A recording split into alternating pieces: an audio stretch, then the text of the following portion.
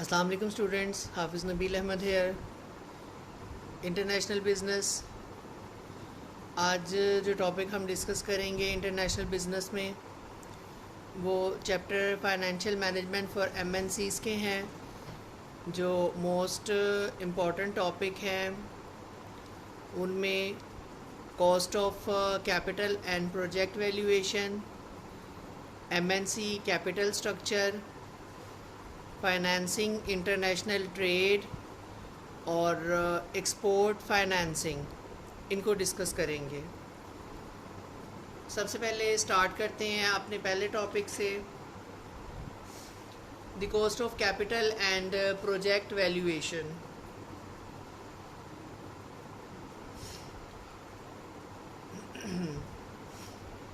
MNC जो है वो फाइनेंस के लिए दो तरीके, डेट या इक्विटी, इनको यूज़ करते हैं। डेट्स में यूजुअली जो है वो बॉन्ड्स वगैरह इशू किए जाते हैं, और इक्विटी में जो है वो स्टॉक इशू किया जाता है, या जो रिटेन अर्निंग है उसको यूटिलाइज़ किया जाता है।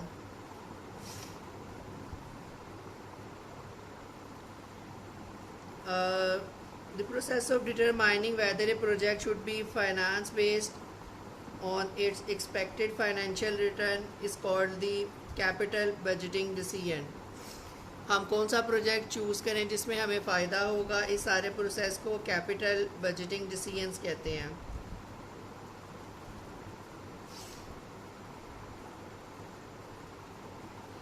Financial manager use several methods to predict the availability of an investment decision. We will review on a popular method called net present value or NPV. A recent study found that overall 75% of chief financial officers globally use this technique for evaluating capital budgeting decisions. दुनिया में जो बड़े ममालिक हैं उनमें से 75% जो लोग हैं, जो फाइनेंशियल ऑफिसर्स हैं, वो नेट प्रेजेंट वैल्यू का जो मेथड है उसको यूज़ करते हैं कैपिटल बजटिंग डिसीजन को एवेलुएट करने के लिए। Net present value is a technique use to estimate whether and when an initial capital investment will lead to future cash flows that exceeds the cost of the capital.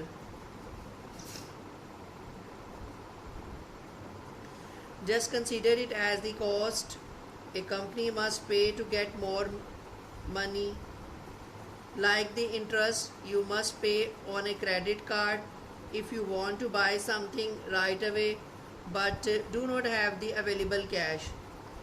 NPV is usually estimated by the formula net present value is summation for n over t minus 1 CFT divided by 1 plus k whole power t minus IO. CFT is the predicted cash flows in year T. K is the required rate of return for the investment. N is the lifetime of the project in periods. For example, years, months, weeks, etc. IO is the initial investment for the project. The general rule of thumb is that the investment should be made if the cash flows are positive, assuming that no better investment exists. Investment in a subsidiary in another location, if the cash flows are negative, the investment should not be made. It is a strategic choice based in part on the financial strength of the companies. Regarding the time international managers are willing to wait for positive cash flows. Capital budgeting analyses are not unique to multinational companies. However, a variety of issues can make the decision more complex for the multinational companies. Once international manager determine that an investment is worthwhile financially, the next issue they must consider is how to get the needed cash to make the investment. The cost of capital and project valuation के अंदर हमने discuss किया net present value को, net present value की techniques को कि most world wide most popular technique है। इसमें किसी भी प्रोजेक्ट का ऑलरेडी जो कैश फ्लो है और फ्यूचर वैल्यू है उसको कैलकुलेट करके नेट प्रेजेंट वैल्यू के थ्रू ये देख लिया जाता है कि ये प्रोजेक्ट अपनी कॉस्ट को पूरा करके हमको प्रॉफिट देगा या नहीं देगा। अगर रिक्वायर्ड रेट ऑफ रिटर्न से वो कम प्रॉफिट दे तो डेफिनेटली फिर हम उस प्रोजेक्ट पे वर्किंग नहीं करते, उसको कंटिन्यू नहीं करते। MNC capital structure. Capital structure is a company's mixture of debt and equity. Debt और इक्विटी का जो मिक्सचर है उसको कैपिटल स्ट्रक्चर कहते हैं। Major decision for the chief financial officer of a multinational company is assessing the best mixture of debt and equity for company. The main objective of managing the capital structure is to reduce the cost of capital. There is a cost to getting money from others, and there are costs to owners, stockholder of using retained earning, since this reduces their dividends. All these factors are called the cost of capitals.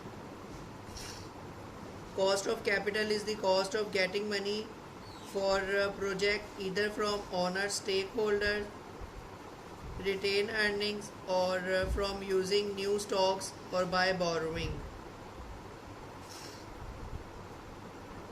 Bondholder expect to receive interest payments and stockholder expect dividends. Since more retained earnings reduce dividend, the cost of retained earnings come from the lost opportunity of the owner to invest their money elsewhere.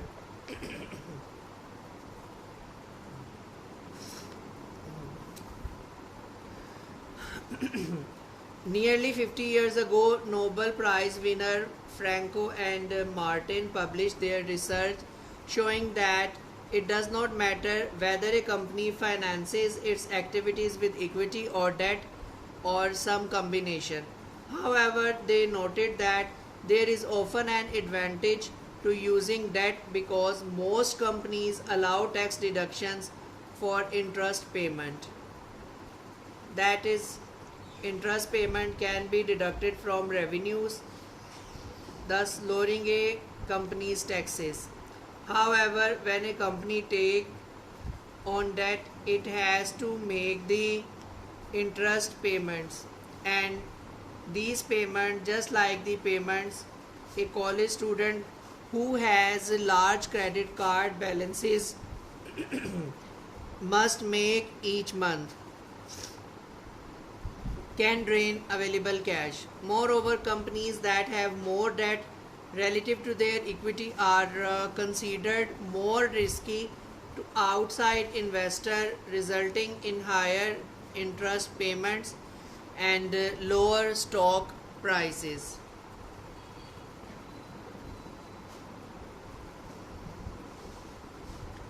Calculating the cost of equity is a little more complex.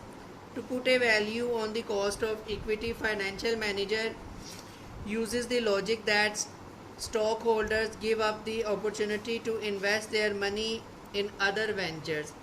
Therefore, the cost is what shareholder might have earned had they invested the fund elsewhere. One way of estimating the cost of new equity is known as the constant dividend growth model. Constant dividend growth model is a technique to estimate the cost of new equity issuing stock. Its formula uses the current stock price and current and future dividends to estimate the opportunity cost that the money could be earned from other investment for investors. The cost of capital new equity is always more expensive than using retained earnings because of flotation cost. Flotation cost is the additional cost related to the expenses of selling new stock in the company. Cost of equity is equal to dividend per share divided by current market value of a stock minus flotation cost plus growth rate of dividends.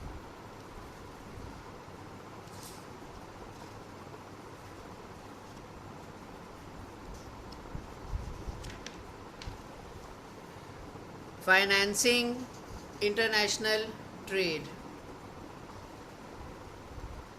Companies to engage in international trade, the importer, the exporter or financial institution must provide credit in the sense that there is a lag between when payments are made and when goods or services are delivered. There are four basic methods of payment to settle an international trade transaction, each with different level of risk for the importer or exporter. The type of payment used in specific transactions depends on how well the participants trust each other, the countries involved, and the competition that may require giving one side or the other more favorable terms to make the sale. The most common terms of purchase are as follows. Number 1, cash in advance, prepayment. Number 2, letters of credit. Number 3, documentary collections. Number 4, open account. Cash in advance or prepaid payment. A payment method when the exporter does not ship the goods until payment is received is called cash in advance or prepayment. Letter of credit, commonly known as LC. LC is a commitment by a bank on behalf of the importer to pay the exporter when all required shipment documents are presented. LC is also called a documentary credit. Typical documents include a draft, a commercial invoice, and a bill of lading. Draft is a document that states one party will pay the other party immediately or at some future date. Commercial invoice is a document that identifies the parties involved, the terms of payment, price, shipping information, and quantity, weight, packaging, etc. associated with the product. Bill of lading is the receipt showing that the merchandise has been shipped. It is usually required that the importer present this receipt to get the merchandise.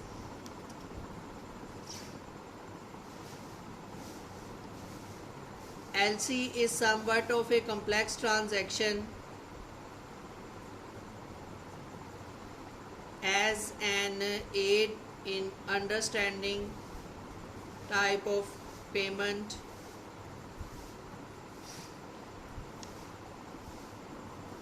must be the understand the sequence of a typical LC transactions. Documentary collections. When the exporter banks called the remitting bank collects the payment for the exporter bank called the collecting bank. Open account. Open account transaction means that the exporter ships the goods before payment is due. Usually the importer agree to pay within 30 to 90 days. This is the highest risk option for an exporter. Export financing.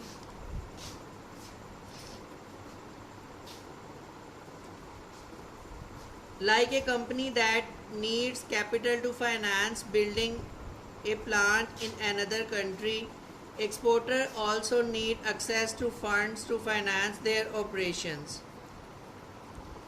It is often a long time between when the exporter begins building a product and when the exporting company finally receives its payment from the importers. Some type of financing available to exporters are working capital financing, export factoring, forfeiting. Working capital financing. When an exporter needs to cover the entire cash cycle from purchase of raw material through the ultimate collection of the payments, one option is the use of export working capital. Commercial banks usually provide export working capital facilities so that the exporter can buy the raw material and build the product to ship to importer in foreign countries. The bank can provide this money in the form of loan or revolving line of credit. Revolving line of credit is like a credit card that allows companies to borrow money up to some preset limit over a period of time. Export factoring occurs when an exporter transfers title or ownership of its short-term foreign accounts receivable to a factor for which cash but less the face value of the account receivable.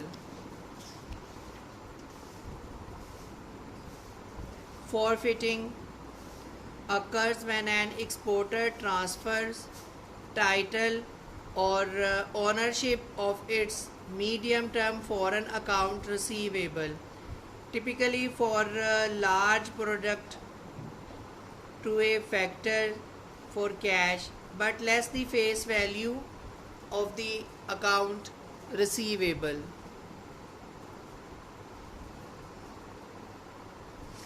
Thank you very much. End of today's lecture.